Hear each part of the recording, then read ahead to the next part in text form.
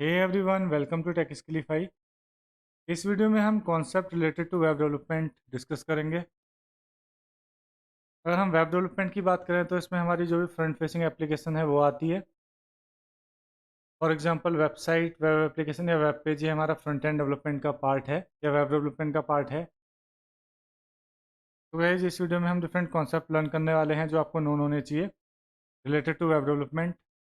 जैसे front end क्या होता है, या web page, website, web server, web application क्या होती है। तो वैसे अगर हम वेब डेवलपमेंट के कंपोनेंट की बात करें तो इसमें हमारा फ्रंट एंड या बैक एंड हो सकता है। और फ्रंट एंड वो होता है जो यूज़र को अपीयर होता है, front facing application.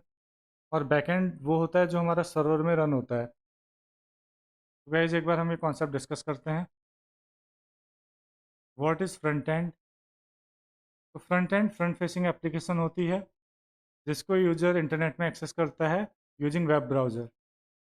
It means अगर किसी यूज़र को कोई एप्लीकेशन एक्सेस करनी है तो वेब ब्राउज़र की हेल्प से इंटरनेट में किसी भी एप्लीकेशन को एक्सेस करेगा। फ्रंट एंड विजुअल लेआउट को इंक्लूड करता है और इसमें हमारे image, text, videos, form, links हो सकते हैं। इट मीन्स जो भी हमको विजुअली अपीयर हो रहा है वो हमारा फ्रंट एंड का पार्ट है। जैसे हमारी फेसबुक एप्लीकेशन है या फिर जीमेल है या ट्विटर है, तो ये सारी फ्रंट एंड एप्लीकेशन है जो हमको अपीयर हो रही है। और ये जो भी डेटा लेके आती है ये बैक एंड से लेके आती हैं। इट मीन्स ये वेब सर्वर को कॉल करती हैं और वो डेटाबेस से या फिर जहाँ भी हमारा डेटा सेव है वहाँ से डेटा लेके आता है। HTML, CSS and JavaScript use होती है विजुअल एलिमेंट या फिर स्ट्रक्चर एंड बिहेवियर को बिल्ड करने के लिए किसी भी फ्रंट एंड एप्लीकेशन के। तो ये हम डिस्कस कर चुके हैं ऑलरेडी। HTML हमारा स्ट्रक्चर को डिफाइन करने के लिए यूज़ होता है, CSS ब्यूटीफाई करने के लिए यूज़ होता है, और जावास्क्रिप्ट उसके बिहेवियर के लिए यूज़ होती है। तो एग्जांपल की अगर हम बात करें तो जो भी हमारी वेब एप्लीकेशन या वेबसाइट है वो फ्रंट एंड का पार्ट है। इट मीन्स जो भी हमको विजुअली अपीयर हो रहा है, जो भी हम देख सकते हैं वो हमारी फ्रंट एंड का पार्ट है। देन है web page. Web page website का बिल्डिंग ब्लॉक है और मल्टीपल वेब पेजेस एक वेबसाइट को बनाते हैं। इट मीन्स कोई भी हमारी वेबसाइट है, जैसे हम एक वेबसाइट देख रहे थे अभी, जैसे हम इस वेबसाइट को देख रहे हैं तो यहाँ पर हमारे मल्टीपल वेब पेजेस हैं। अगर आप क्लिक करोगे तो डिफरेंट पेजेस आएंगे इसमें। इस पूरे को ओवरऑल हम वेबसाइट बोलेंगे। और website is a collection of web pages. तो इसमें हमारे डिफरेंट वेब पेजेस होंगे, अलग अलग पेजेस हैं। तो इसमें भी हमारा सिमिलर पॉइंट है कि इसमें विजुअल लेआउट होता है और इसमें image, text, video, form, links ये सब हो सकता है। HTML, CSS एंड जावास्क्रिप्ट का यूज़ होता है वेब पेज बनाने के लिए। इट मीन्स अगर हम किसी भी पेज में जाते हैं, फॉर एग्जांपल हम इस पेज में जाते हैं, तो हम इस पेज में जाते हैं फॉर एग्जांपल, तो गाइस जो हमने लिंक क्लिक किया था उसने हमको डिफरेंट वेबसाइट में रिडायरेक्ट किया हुआ है, developer.microsoft.com।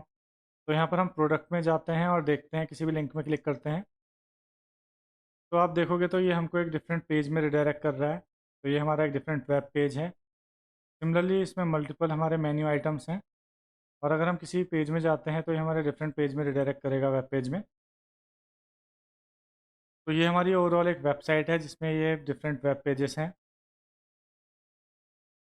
तो वैसे हमने ऑलरेडी डिस्कस किया था कि HTML, CSS एंड जावास्क्रिप्ट का यूज़ होता है किसी भी वेब पेज को बनाने के लिए। और अगर हम एक दूसरे एग्जांपल की बात करें, जैसे फॉर एग्जांपल आप जीमेल में जाते हैं, तो जब भी आप gmail.com करते हैं तो अगर आप लॉगिन नहीं है तो आपको लॉगिन पेज में डायरेक्ट करता है, तो वो एक हमारा वेब पेज है। या फिर अगर आप रजिस्टर करने जा रहे हैं तो आप रजिस्टर वाले लिंक में क्लिक करते हैं तो आप डिफरेंट वेब पेज में रिडायरेक्ट होते हैं। तो हमारे डिफरेंट वेब पेज मिलके एक वेबसाइट बनती है। वेबसाइट रिलेटेड वेब पेजेस का कलेक्शन होता है जिसको हम इंटरनेट में एक्सेस करते हैं। तो वैसे हमने ऑलरेडी डिस्कस किया था कि हमारा एक सिंगल पेज है तो उसको हम वेब पेज बोलते हैं। और कलेक्शन ऑफ वेब पेज अगर हमारा होस्टेड है तो उसको हम वेबसाइट बोलते हैं। तो गाइस हमारी वेबसाइट स्टैटिक या फिर डायनेमिक हो सकती है। स्टैटिक मीन्स इसका कंटेंट फिक्स्ड है। डायनेमिक मीन्स इसको हम अपडेट कर सकते हैं और ये अपडेट हो जाएगा। और अगर हम वेबसाइट की बात करें तो ये हमको इन्फॉर्मेशन प्रोवाइड करती है, जैसे किसी प्रोडक्ट या सर्विस की information. HTML, CSS and JavaScript का यूज़ होता है वेबसाइट बनाने के लिए। फ्रेमवर्क या लाइब्रेरी लाइक एंगुलर, रिएक्ट, इसको हम HTML, CSS एंड जावास्क्रिप्ट के साथ यूज करते हैं किसी भी वेबसाइट को या वेब पेज को बनाने के लिए।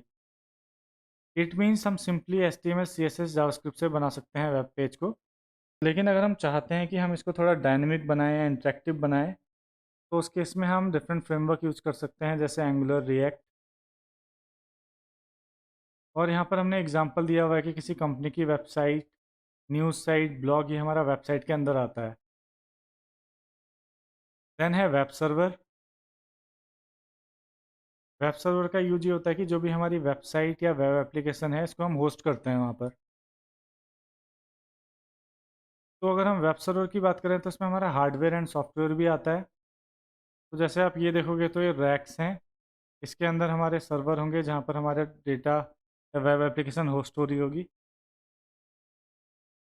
जो भी हमारे वेब सर्वर होते हैं, ये हमारी वेबसाइट को एक्सेसिबल बनाते हैं यूज़र को ओवर इंटरनेट। इट मीन्स जो भी हमारा डेटा होता है वो हमारे वेब सर्वर में स्टोर होता है, और कभी भी हम कोई वेबसाइट या वेब एप्लीकेशन को रिक्वेस्ट करते हैं तो वो रिक्वेस्ट हमारी वेब ब्राउज़र से सर्वर में जाती है, और सर्वर से हमको डेटा रिटर्न होता है। या फिर जैसा हमने डिस्कस किया था कि हमको HTML डॉक्यूमेंट रिटर्न होता है, जो पार्स होके हमको एज ए HTML दिखता है ब्राउज़र में। तो ये जी हमारा सॉफ्टवेयर या हार्डवेयर हो सकता है जो हमारे वेब कंटेंट को सर्व करता है यूज़र को ओवर द इंटरनेट। तो वेब सर्वर जो भी हमारी रिक्वेस्ट होती है उसको रिसीव करता है वेब ब्राउज़र से, और HTML रिस्पॉन्स को रिटर्न करता है ब्राउज़र को। तो ये हम डिस्कस कर चुके थे ऑलरेडी। और अगर हम सर्वर की बात करें तो IIS, ये माइक्रोसॉफ्ट का सर्वर है IIS, दैन Node.js, अपाचे। तो ये हमारे सर्वर हैं जहाँ पर हम अपनी एप्लीकेशन को होस्ट करते हैं। इट मीन्स अगर आपकी कोई भी एप्लीकेशन है और आप चाहते हो कि यूज़र उसको एक्सेस कर पाए इंटरनेट से, तो आपको कहीं होस्ट करना पड़ेगा उसको।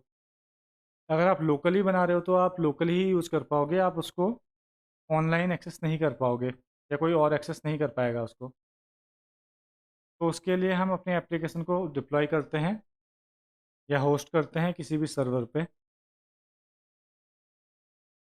और जैसे हमारे डिफरेंट प्रोवाइडर्स हैं, आपने सुना होगा GoDaddy, या फिर काफ़ी डिफरेंट प्रोवाइडर्स हैं जो हमको होस्टिंग प्रोवाइड करते हैं या डोमेन प्रोवाइड करते हैं। देन है वेब एप्लीकेशन। वेब एप्लीकेशन कोई भी सॉफ्टवेयर एप्लीकेशन होती है जिसको हम वेब ब्राउज़र से एक्सेस करते हैं using internet. Web application dynamic and interactive होती है, और ये यूज़र को अलाउ करती है कि वो कोई स्पेसिफिक टास्क परफॉर्म कर पाए। हम वेबसाइट देख रहे थे कि इसमें सिंपल इन्फॉर्मेशन होगी, और वेब एप्लीकेशन की हम बात कर रहे हैं तो इसमें सिर्फ इन्फॉर्मेशन नहीं होगी, इसमें यूज़र इंटरेक्ट करेगा। फॉर एग्जांपल जैसे जीमेल हो गया, फेसबुक हो गया, ट्विटर हो गया, इसमें आप अपना डेटा फीड कर रहे हो तो आप इंटरेक्ट कर रहे हो, फॉर्म फिल कर रहे हो, अपलोड कर रहे हो, सिंपली आप इन्फॉर्मेशन देख नहीं रहे हो उसमें। Web application complex and interactive functionality को ऑफर करती है, और ये यूज़र इनपुट एंड इंटरेक्शन को रिक्वायर होता है इसमें। और अगर हम वेब एप्लीकेशन की बात करें तो इसमें दोनों client side and server side technologies use होती हैं। वैसे हम डिस्कस कर रहे थे कि front end and back and application. तो फ्रंट एंड एप्लीकेशन जो भी आपको यहाँ विजुअली अपीयर होती है वो होती है, और बैक एंड में जो भी आपका डेटा सेव हो रहा है सर्वर में, वो उसमें बैक एंड एप्लीकेशन वहाँ पर हमारी होस्ट होती है। तो इसके लिए भी हमारी डिफरेंट टेक्नोलॉजीज़ होती हैं जिसकी हेल्प से हम बैक एंड का लॉजिक लिख सकते हैं। तो वो हम एक बार देखेंगे फर्दर कि कौन कौन सी टेक्नोलॉजीज़ होती हैं। जैसे कि हम बात करें .NET हो सकती है, एंड देन Node.js हो सकती है, पाइथन हो सकती है। और इसके एग्जांपल्स हैं Gmail, Facebook, Twitter, banking applications etcetera. तो इन सारी एप्लीकेशन की बात करें तो ये इंटरेक्टिव होती हैं, इसमें आप अपना इनपुट देते हो या फिर आप इसमें कम्युनिकेट करते हो। ये सिंपली आपको इन्फॉर्मेशन प्रोवाइड नहीं करती है, तो इनको हम वेब एप्लीकेशन बोलते हैं। तो गाइस हमने प्रीवियसली डिस्कस किया था कि स्मॉल आर्किटेक्चर, तो ये थोड़ा हमने डिटेल में किया हुआ है क्लाइंट सर्वर आर्किटेक्चर। तो इसमें हमारा क्लाइंट है वेब ब्राउज़र, एंड देन इसमें हमारा सर्वर है, और सर्वर में हमारी फ्रंट एंड एप्लीकेशन है और बैक एंड एप्लीकेशन है, ठीक है। अगर हम फ्रंट एंड की बात करें तो फ्रंट एंड में हमारा प्रेजेंटेशन लेयर है। इट मीन्स जो भी यूज़र को विजिबल हो रहा है, प्रेजेंट हो रहा है, वो इसमें आ जाएगा। जैसे जो भी हमारा वेब पेज होता है तो वो इसका पार्ट हो गया। और बैकएंड की बात करें तो जैसे हमारा जो भी बिजनेस लॉजिक है या फिर डेटा एक्सेस लेयर, हम डेटाबेस से डेटा लेके आ रहे हैं, तो ये सारा हमारा बैकएंड का पार्ट है। और डेटा एक्सेस लेयर जो हमारी होती है डेटाबेस से इंटरेक्ट करती है। तो डेटाबेस भी हमारा कहीं पर होस्ट होगा या कहीं ऑनलाइन एग्जिस्ट करता होगा जिससे हम डेटा लेके आते हैं। और अगर हम बात करें फ्रंट एंड की, तो इसमें हमारी डिफरेंट टेक्नोलॉजीज यूज़ हो सकती हैं जैसे HTML, CSS, जावास्क्रिप्ट।